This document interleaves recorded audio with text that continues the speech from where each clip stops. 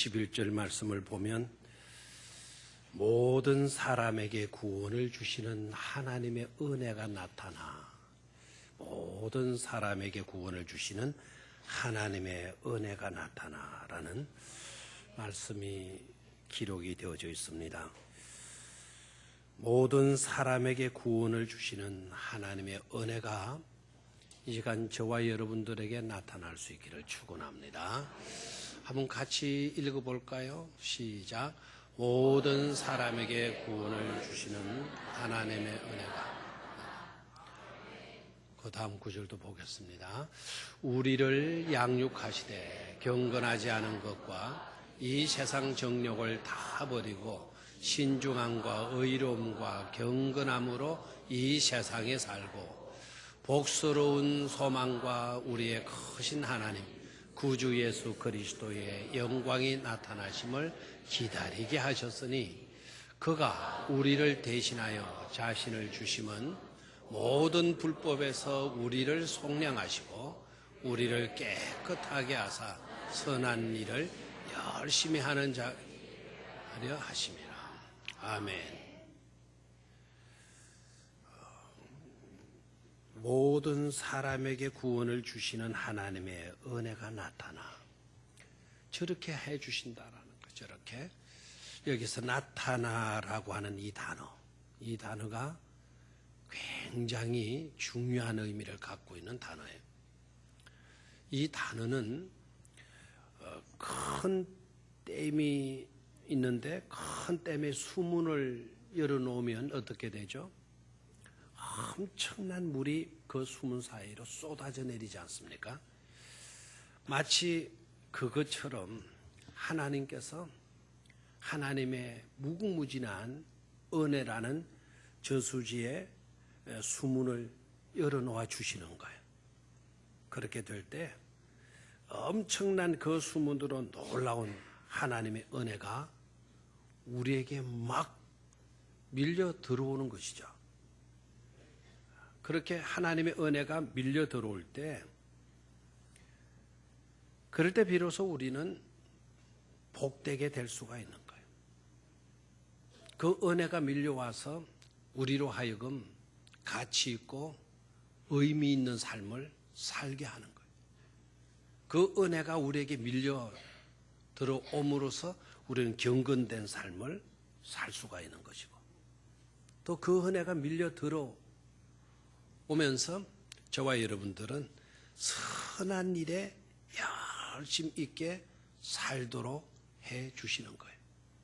선한 일에 그 은혜가 밀려 들어오면 저와 여러분들이 선한 일에 열심히 있는 그런 삶으로 바뀌게 된다는 것입니다. 우리가 노력해서 그렇게 되는 것이 아니죠.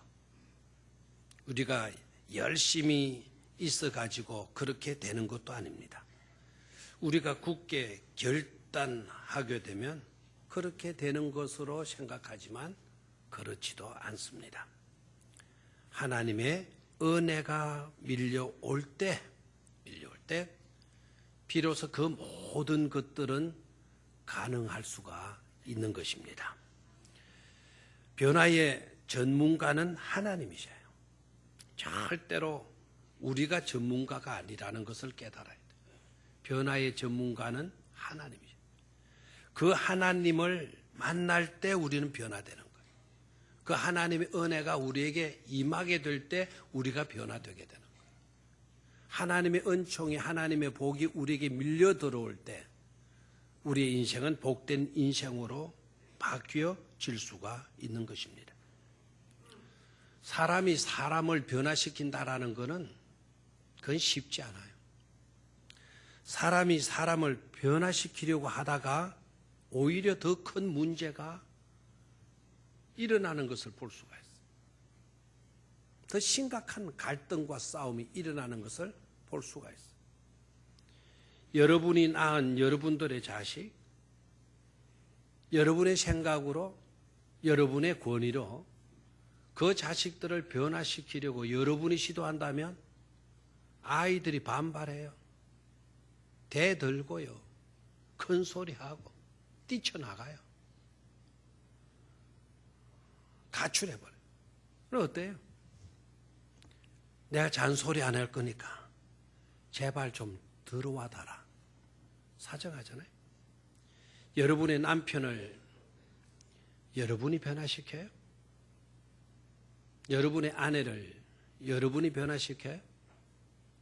그러다가 오히려 더 큰 분쟁으로 치닫지 않습니까? 여러분 개그맨 보셨죠? 우리는 변화의 전문가가 아닙니다.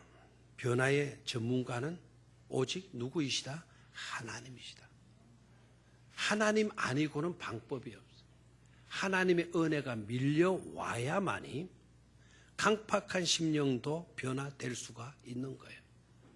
그렇게 고집스러웠던 남편도 아내도 변화될 수가 있는 것입니다. 오늘 이 시간 간절한 저의 소원은 이제 우리에게도 그런 하나님의 은혜가 밀려와서 큰 은혜의 저수지에 수문을 하나님이 열어주셔서 그 수문 사이로 엄청난 은혜가 우리에게 밀려와서 아름다운 변화뿐만 아니라 우리의 인생의 항로가 달라지기를 소원하는 것입니다. 꼭 그렇게 되어져야 될 줄로 믿습니다. 그래서 요나냐 바울이냐는 질문을 던져보는 거예요. 요나냐 바울이냐. 정확한 제목은요, 요나의 항로냐 바울의 항로냐입니다. 이렇게 질문을 던지고 그 해답으로 하나님의 넘치는 은혜가 저와 여러분들에게 밀려 들어와서 요나의 배를 타고 요나의 항로로 우리가 항해하고 있다면 밀려 들어오는 그 은혜로 말미암아 요나의 배에서 빨리 하선하고 그리고 바울의 배에 승선해서 바울의 항로로 나아가자는 데 있어요. 만약 지금까지 여러분이 살아오시면서 난 요나의 배를 타지 않았어. 나는 바울의 배를 타고 지속적으로 바울의 항로로 항해를 하고 있는 그런 나야. 이런 깨달음이 오면 하나님께 감사하시고요. 감사로 끝나지 말고 지속적으로 기도하셔야 돼요. 하나님, 지속적으로 이 항로로 항해할 수 있는 제 자신이 되게 하여 주시옵소서. 소원의 항구에 이르를 때까지, 우리 천국의 문 앞에 이르를 때까지 이 항해 계속할 수 있게 해 주십시오. 기도하시기를 바랍니다. 만에 하나 지금까지 본의 아니게 요나의 배에 승선해서 요나의 항로로 지금 항해하고 있는 저와 여러분들이라고 한다면 하나님의 은혜로 그 배에서 하선해서 바울의 항로로 항해할 수 있도록 해달라고 여러분이 겸손히 하나님께 기도할 수 있기를 축원합니다. 인생은 항해와 같다 그러잖아요. 인생은 마치도 망망한 바다 위를 항해하는 배와 같다. 우리가 항해해야 할 바다는 잠시도 가만히 있지 않지 않습니까? 바다가 잠시도 가만히 있는 그런 바다를 봤어요? 잠시도 가만히 있지를 않더라고요. 바람이 불지 않는 날인데도 그 해변에 나가보면 철썩해요. 모래 백사장 위에는 바위가 없어서 철썩거리는 소리가 안 날 줄 알았더니 그 모래 바다 위에도 파도가 한없이 끊임없이 밀려와서 끊임없이 나아가더라고요. 언제나 이런저런 일들로 요동하고 때로는 높은 파도가 밀려오는 것이 우리의 인생의 바다예요. 인생이라고 하는 이 세상의 바다는 잠시도 가만히 있지 않지 않습니까? 어떤 때는 낭만의 바다인 것처럼 보이기도 해요. 그래서 다정한 연인끼리 손을 잡고 그 해변을 거닐기도 해요. 겨울 바다, 겨울 연인이 되어서. 또 수많은 갈매기 떼들의 놀이터가 되어주기도 하는 것이 바다이기도 해요. 그런데 어떤 때는 생명을 뒤엎어버리는 위험의 현장이 되기도 하고 흉악스러운 위협이 되기도 하는 것이 바다예요. 그게 이 세상이는 거예요. 그래서 그 바다 위를 항해해야 되는 인생들은 다 떠는 거예요. 두려워하고요, 불안해하는 것입니다. 요나가 탄 배도 그랬고, 제자들이 탄 배도 그랬고, 바울이 탄 배도 그랬습니다. 바로 그러할 때, 그럴 때의 신앙인의 역할이 뭐냐는 거죠. 그럴 때 믿음의 역할이 뭐냐는 거예요. 그럴 때 우리가 그렇게 소중히 여기는, 그렇게 강조하는 믿음의 기능이 뭐냐는 겁니다. 바로 그럴 때 신앙인은 그 자리에서 신앙인으로서의 그 진가를 발휘할 수 있어야 된다는 것입니다. 우리가 힘들고 어려울 때 불안과 걱정과 여러 가지 염려와 근심에 사로잡힐 때, 그럴 때 우리가 가진 그 믿음의 기능이 어떠해야 되겠어요? 오히려 그럴 때 우리가 그토록 강조하는 믿음이 그 진가를 발휘할 수 있어야 될 줄로 믿습니다. 평온할 때는 잘 몰라요? 평온할 때는 그 진가가 잘 나타나지 않을 수도 있어요. 그러나 꼭 불안할 때, 위험할 때, 위기에 봉착했을 때, 염려와 근심이 쌓이고 있을 때, 그럴 때는 반드시 믿음은 그 진가를 발휘하게 되어져 있는 것입니다. 여러분, 골리앗 앞에 이스라엘 백성들이 다 떨었잖아요. 장군들도 떨었고 나라의 지도자, 통수자가 되어지는 왕도 떨었잖아요. 다 떨었을 때. 왕도 믿음의 사람이고 이스라엘의 군인들도 다 믿음의 사람들이에요. 이스라엘 백성들 하나님께로부터 선택받은 믿음의 백성들이에요. 골리앗이 등장했을 때, 골리앗이 나와서 고함 쳤을 때 모두가 두려워 떨고 있었어요. 한 사람도 믿음을 가졌지만 그 시간에 믿음의 진가를 발휘하는 사람은 아무도 없었어요. 딱 한 사람, 어린 소년 다윗이 그 자리에 이르렀을 때 그 광경을 목격하고 할례받지 못한 사람이 하나님을 모독하는데 왜 믿는 우리들이 이렇게 가만히 있느냐? 내가 나가서 싸우겠다. 사울 왕 앞에 가서 당당히 말하잖아요. 그리고 허락을 받고 당당히 골리앗 앞에 나가지 않습니까? 그리고 몰맷돌 5개로 골리앗을 거꾸로 쓰러뜨리지 않습니까? 가장 힘들고 가장 두려울 때, 가장 불안했을 때 다윗은 그 순간에 믿음의 진가를 100분 발휘한 인물인 줄로 믿습니다. 오늘 본문에 등장하는 바울을 보십시오. 이 바울도 마찬가지예요. 많은 군인들과 제수를 태운 배가 로마로 향하고 있었어요. 정치범들, 흉악범들 이런 사람들 잡아가지고는 로마로 압송해서 로마에서 재판을 받게 하기 위해서 제수들을 로마로 압송하고 있었어요. 그중에 유대인들이 고발한 사도 바울도 제수의 몸으로 그 배에 타고 있었습니다.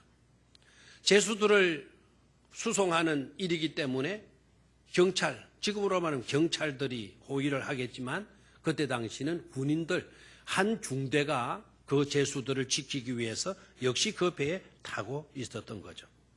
그런데 뜻밖의 유라굴라라고 하는 광풍을 만나게 돼요. 배가 뒤집히게 되어졌어요. 아수라장이 된 거예요. 수많은 사람들이 어찌할 줄을 몰라 죽음에 봉착했기 때문에 모두가 다 파김치가 되어져 있었습니다. 그때 똑같은 그 배에 타고 압송되어지고 있던 제수 사도 바울은 그때 어떠합니까? 끌려가던 바울이 그 순간 그 자리에서 일어나서 이렇게 말을 하잖아요. 여러분, 내가 출항하기 전 무엇이라고 했습니까?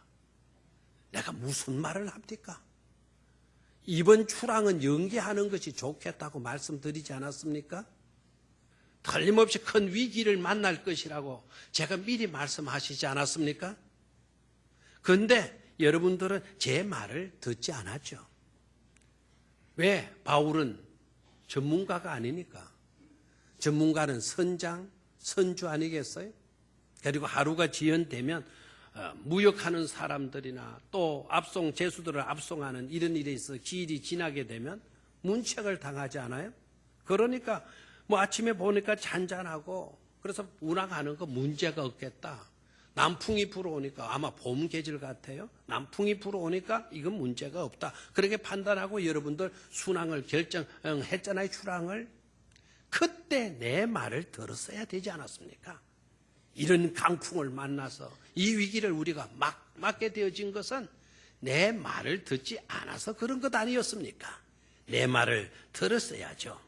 다 한마디 하고는요. 한번 폼을 한번 탁 잡고는 이럴 때 한 폼 잡은 말 해요, 안 해요? 저는 더 했을 것 같아요. 꽃이다, 잘 됐다, 막.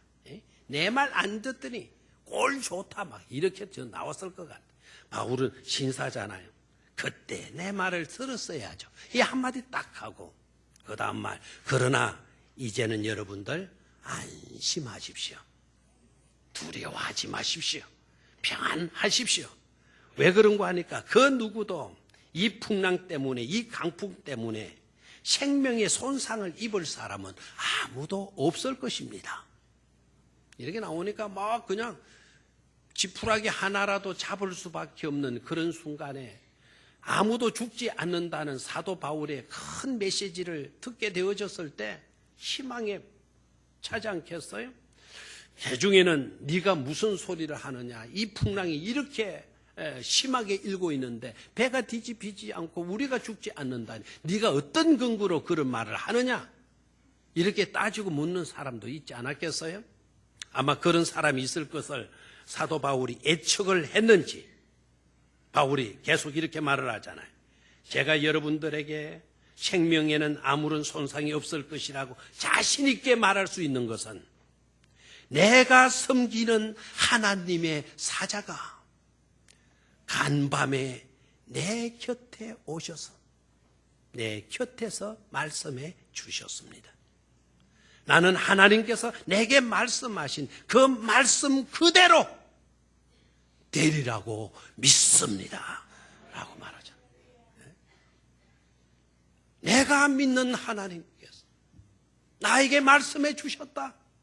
바울아, 두려워하지 말아라.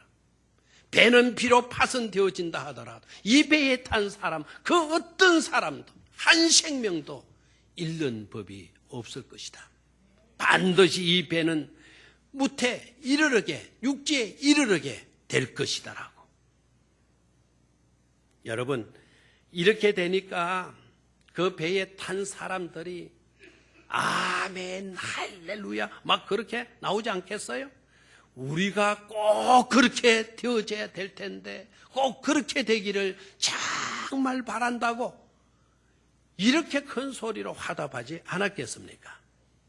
여러분, 신앙인의 진가가 바로 그 자리에서 바울을 통해서 여지없이 나타나게 된 줄로 믿습니다.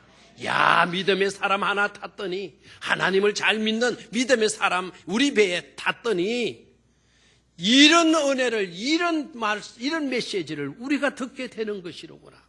우리가 희망을 이 순간에도 품을 수 있고 잡을 수 있게 되는 것이로구나. 그런 깨달음이 오지 않았겠습니까? 그런데 안타깝게도 요나는 달랐던 것 같아요. 요나가 탄 배를 여러분 기억하시죠? 요나도 배를 타고요, 항해를 해요. 항해를 하는데 풍랑을 만나게 돼요. 온 수단과 방법을 다 동원해 보지만 선장이 도무지 이 풍랑에서 헤어나올 수가 없는 거예요. 마지막 선택한 거, 자기 신들에게 기도해봐라. 그럼 배 안에 자기가 믿는 신들을 불렀겠죠. 여러분 같으면 누구 불렀겠어요? 여러분 같으면 누구 불렀겠어요? 누구께 기도했겠어요? 하나. 혹시 여러분들 가운데 붙여요 이런 사람 있겠어요? 그런 사람은 없겠죠. 그럼 거기에는 잡다한 종교, 미신 이런 믿는 사람들도 자기가 믿는 신을 부르는 거예요. 깨구리 신이요 이런 사람도 있어요. 어떤 사람 뚜꾸비 신이시여. 참 어리석죠. 다 각자의 신을 부르는 거예요. 요나는 그때 뭐하고 있었습니까? 배 밑창에 잠자고 있었어요. 도무지 이 일이 왜 이렇게 되어지는 것인가. 나중에 배 밑창에 자고 있는 요나를 끌고 온 거예요. 자네는 우리가 이렇게 죽게 되었는데 자네는 어떻게 배 밑창에 잠을 자고 있느냐. 이 풍랑을 보지 않느냐. 우리 배가 어떤 지경에 놓여 있는가를 보지 않느냐. 이럴 때 네가 잠을 자다니. 제비 뽑자. 그래서 제비를 뽑아요. 그 제비가 누구한테 걸리죠? 하나님의 섭리는 묘하잖아요. 우연입니까 그게? 우연이 있을 수 있어요. 그러나 그 우연마저도 하나님의 섭리 속에서 이루어진다라는 것을 깨달아야 돼요. 요나에게 딱 걸려요. 요나가 딱 걸리고 난데 당장 깨닫잖아요. 나는 하나님을 믿는 사람이다. 나는 히브리 사람이다. 하나님을 믿는 사람인데 하나님의 명령을 내가 거역하고 도망가다가 이렇게 되어졌으니 나를 바다에 뭐해라? 던져버리라 이야기를 해요. 그러니까 선주도 그 배에 탄 사람, 아이고 우리가 산 사람을 어떻게 물에 던진단 말이에요. 다들 망설여요. 자, 그 상황에서의 요나를 봐요. 요나의 그와 같은 모습, 신앙인으로서의 위상을, 진가를 여지없이 발휘한다기보다는 오히려 신앙인으로서의 진가를 무너뜨리고 있잖아요. 추락시키고 있잖아요. 바울은 여지없이 신앙인의 진가를 발휘해서 어려움에 빠진 사람들을 위로하고요. 그리고 그들에게 진정한 희망을 가질 수 있도록 메시지를 전해주고요. 그리고 확신을 주고 있잖아요. 신앙인의 진가를 바울은 여지없이 발휘하지만 요나는 정반대로 신앙인의 진가를 추락시키고 있는 것을 볼 수가 있어요. 똑같이 배를 타고 항해하는 자들이었는데 똑같이 풍랑을 만났었는데 어떻게 요나와 바울의 삶은 이와 같은 대조를 이루고 있는 것입니까? 우리는 그 원인을 추적해 들어가 봐야 될 필요성이 있습니다. 요나는요, 없던 풍랑도 일어나게 만들었어요. 요나가 그 배를 탔을 때에는 풍랑이 없었어요? 없던 풍랑도 요나가 그 배에 탐으로써 풍랑이 있게 되었어요. 순탄했던 항해는 요나 때문에 위험천만의 항해가 되고 말았어요. 하나님의 명령에 불순종했기 때문에 요나가 마땅히 그런 꼴을 당하는 것은 그런 꼴을 당하고도 남지. 우린 이렇게 말할 수 있겠지만 그러나 요나만의 공경이 아니었어요. 그 배에 타고 있는 다른 사람들까지도 공경에 빠지게 되었단 말이에요. 나 하나 잘못되면 그만이지. 나 혼자 심판받고 벌받으면 그만이지. 그게 아니라는 것입니다. 나 하나 잘못되니까 나 때문에 다른 사람들도 엄청난 고난과 위험에 놓이게 되어지다라는 것이죠. 그런데 바울은 어떻습니까? 바울은 일어나지 않는 그 풍랑을 일어날 것이라고 예측을 하고요. 그리고 그 풍랑으로 위경에 처한 자들에게 희망을 안겨주고 벗이 되어주고 그들의 생명을 지켜주지 않아요. 바울 때문에 그 풍랑이 일어난 게 아닙니다. 오히려 바울은 그 풍랑이 일어날 것을 미리부터 알고 선장에게, 선주에게 다 말해 주었어요. 그런데 선주가 말을 안 들은 거예요. 그러다가 일어난 풍랑이에요. 그러나 일어난 풍랑이었지만 바울은 그 속에서 희망의 메시지를 주고요. 그들의 이웃이 되고 그들의 벗이 되고 그들의 생명을 지켜주는, 어떻게 하면 살아난다라고 하는 구원의 방법까지 제시해 주는 사람으로 이렇게 나타나고 있잖아요. 어떻게 이렇게 대조를 이루는 것입니까? 요나는 순탄을 역경되게 했고 바울은 역경을 오히려 순탄되게 했단 말이에요. 그렇다면 사랑하는 성도 여러분, 우리는 어떤 항로로 항해하는 항해자가 되어야 하겠습니까? 그 해답은 너무나도 자명한 일인 줄로 믿습니다. 요나의 항로는 안 된다. 항해자 요나가 되어져서는 안 된다라는 것입니다. 요나는 아니야. 바울의 항로로 항해자 바울과 같은 그런 우리가 되어야 된다 하는 깨달음 메시지를 우리는 들을 수 있는 줄로 믿습니다. 왜 이렇게 되는 것입니까? 왜 요나는 순탄을 역경되게 했고 자신뿐만 아니라 그 배에 탄 다른 사람들까지 위경으로 몰아넣은 것입니까? 어떻게 바울은 역경을 순탄하게 한 것입니까? 배가 뒤집혀서 다 죽게 되어진 사람 한 사람도 죽지 않을 수 있도록 어떻게 바울은 그런 항해자가 될 수가 있었던 것입니까? 그 이유가 무엇일까요? 그 이유는 성경이 우리에게 분명히 보여주고 있어요. 먼저 바울입니다. 바울은 어떠합니까? 바울의 항로는 하나님의 사명에 충실한 항로였어요. 바울은 땅끝까지 이르러 복음을 전파하라고 하는 하나님의 명령에 헌신하고 하나님의 그 말씀에 순종하는 그런 항해자였어요. 그리고 하나님께서 말씀하시는 그 말씀을 항상 하나님 곁에서 듣고 하나님의 희망의 말씀을 듣고 읽고 하면서 자기가 들은 그 희망의 메시지를 자기만 간직하고 있는 것이 아니라 백성들에게, 함께한 사람들에게 선포해 주는 항해자였어요.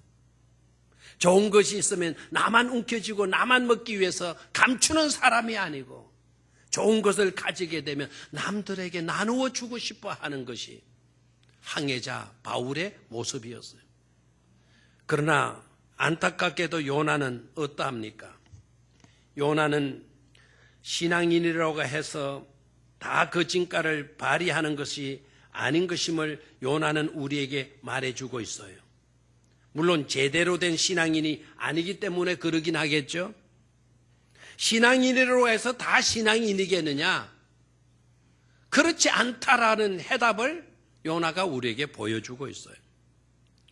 요나는 하나님의 명령을 듣고도 불순종하잖아요.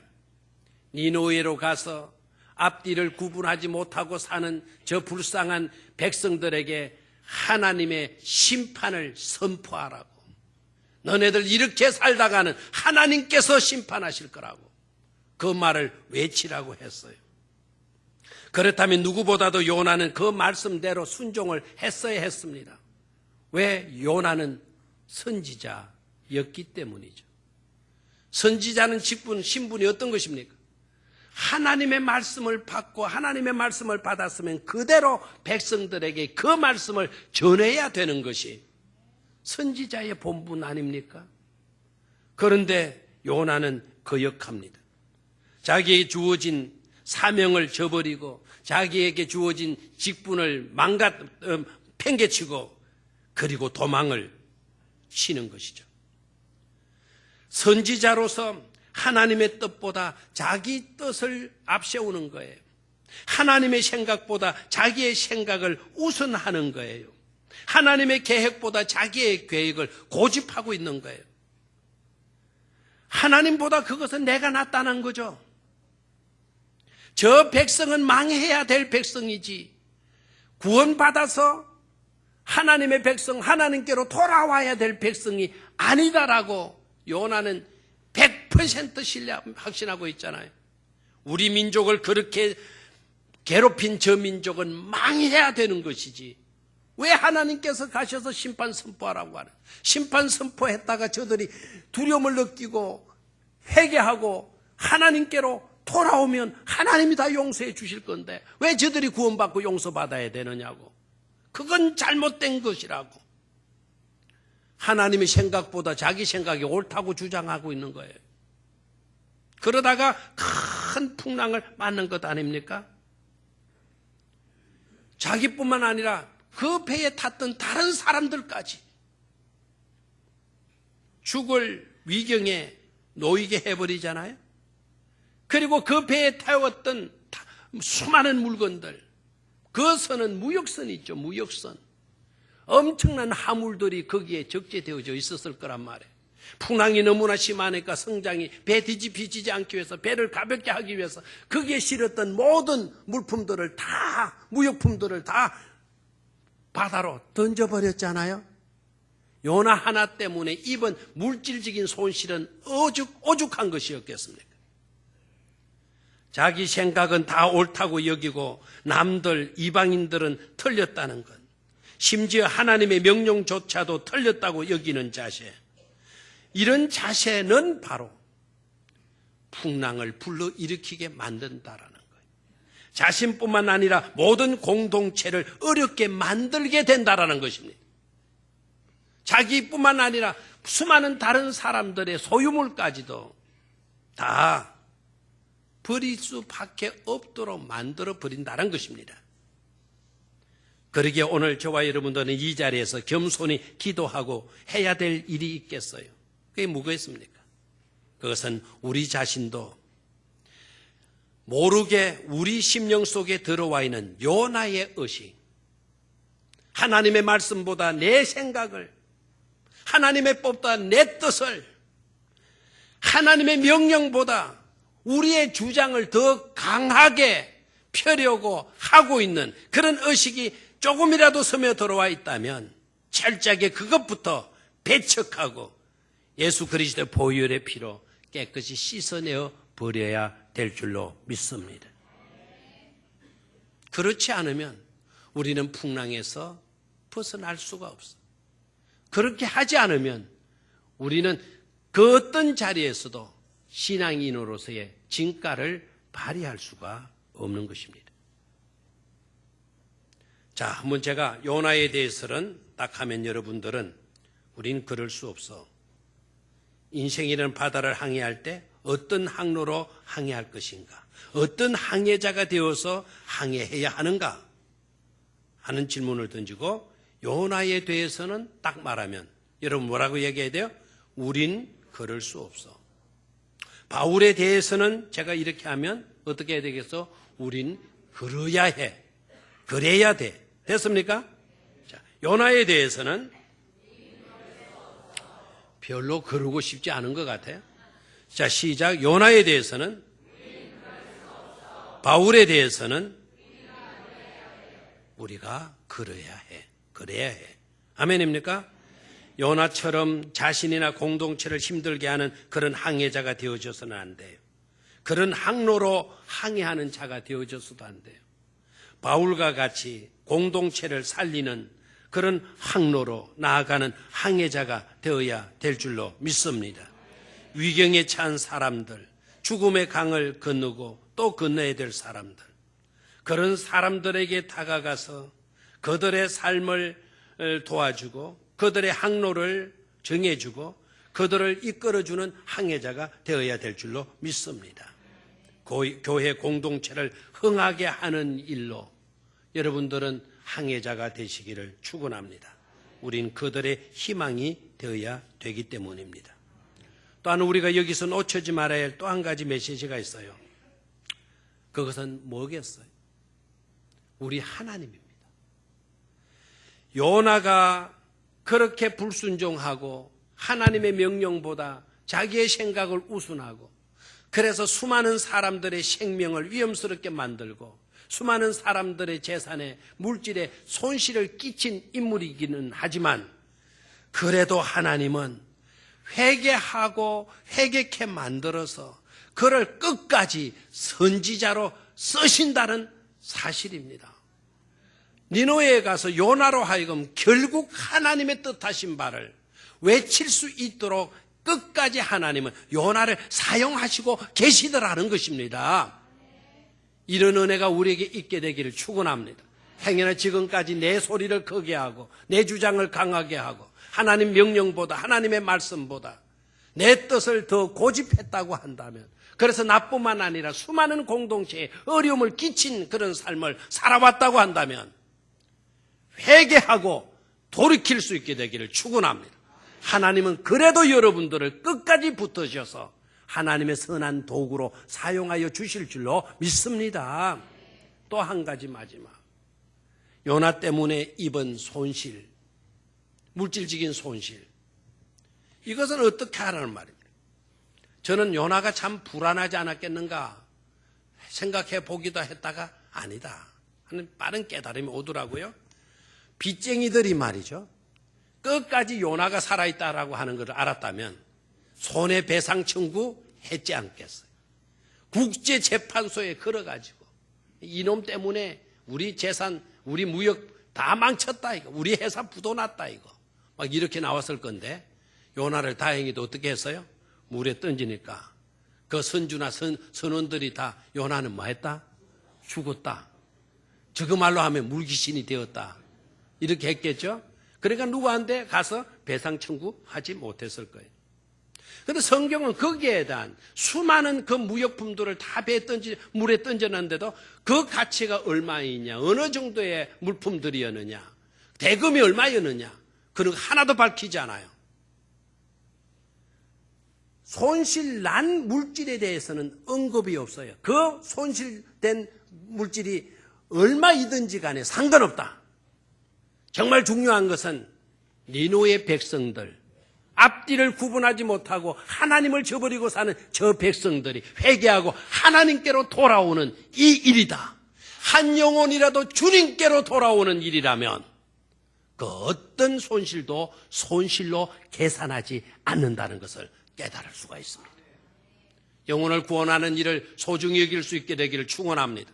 영혼을 구원하는 일에 들어가는 모든 물질들 낭비하는 것으로, 버리는 것으로 여러분 그렇게 여기지 마시기를 바랍니다.